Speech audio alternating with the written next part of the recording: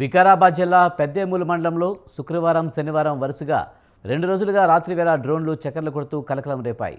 ఒకేసారి 4 డ్రోన్లు పలుమార్లు గ్రామాలపై రౌండ్లు వేయడంతో ఆయా గ్రామాల ప్రజలు ఆందోళన చెందుతున్నారు.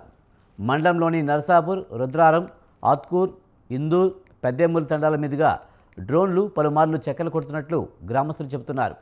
తమ గ్రామం పైన డ్రోన్లు ఎందుకు తిరుగుతున్నాయో తెలియక నర్సాపూర్ గ్రామస్తులు అయోమయానికి గురవుతున్నారు.